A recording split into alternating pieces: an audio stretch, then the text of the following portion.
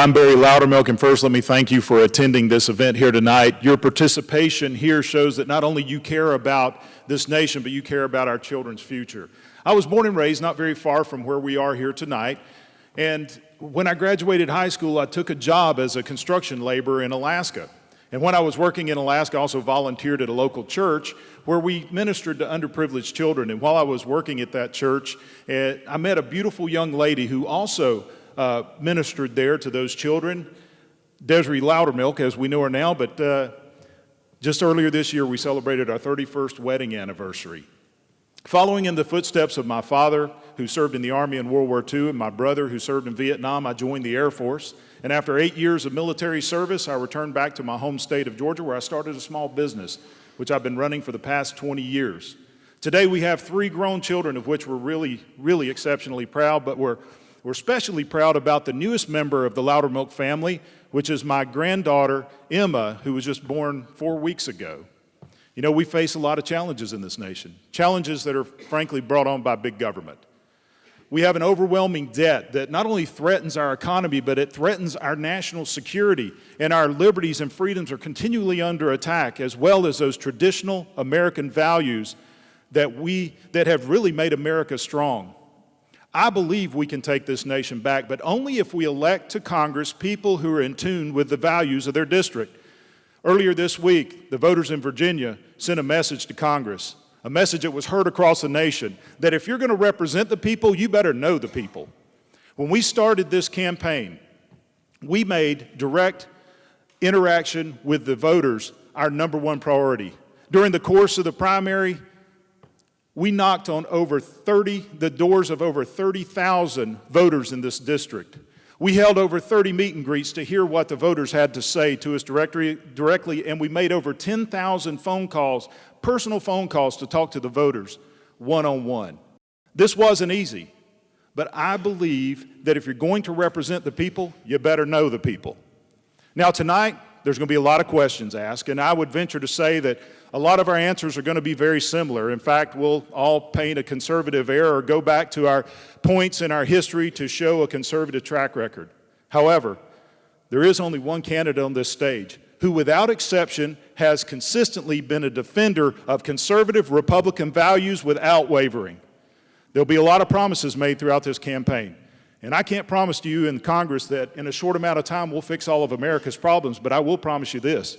I know this district. I know the people in this district. And when I get to Washington, D.C., I promise you that Congress will hear the voice of the people of the 11th Congressional District, and they'll hear it loud and they'll hear it clear.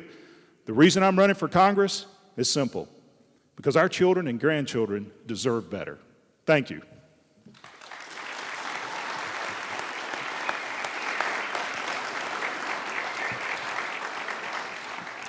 Your opening statement, Mr. Barr. Thank you, Mr. Chairman, and thank you all for being here this evening. I'd like to pay a special thanks to Ed Lindsay for being here. He was a wonderful gentleman, fellow barrister, to serve with Barry and I as a candidate in the runoff, and it is wonderful to see him here this evening, as it is to see everybody here. My name is Bob Barr, and I want you to hire me to represent you in the 114th Congress beginning in January of 2015. That's what this is about.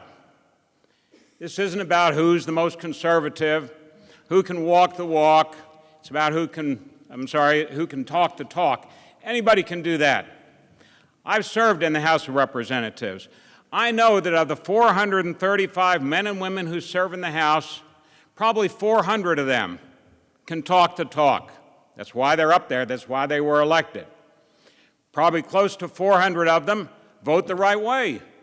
Yeah, they just sort of sit back, wait for the hard work to get done, wait for the votes to come up on the floor of the House, and then vote the right way.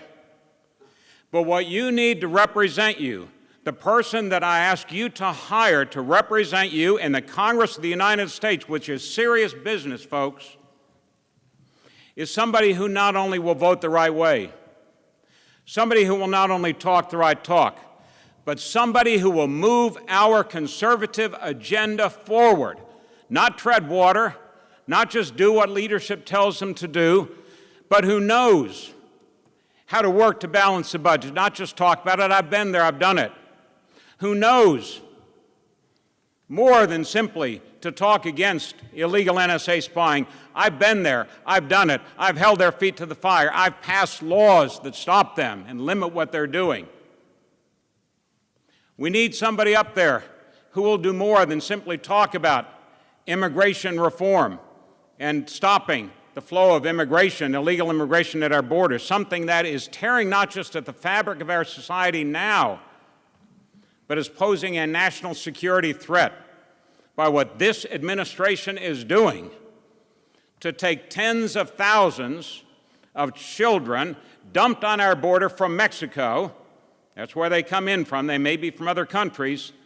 And instead of shipping them back to Mexico, telling the Mexican government, stop this nonsense, or we're going to cut off aid and possibly even relations with you, what we're doing is we're sending them to U.S. bases, using our resources, our military personnel, to watch over them, and then sending them out in the communities without any guarantee that they will ever come back to court. Friends, you're the bosses.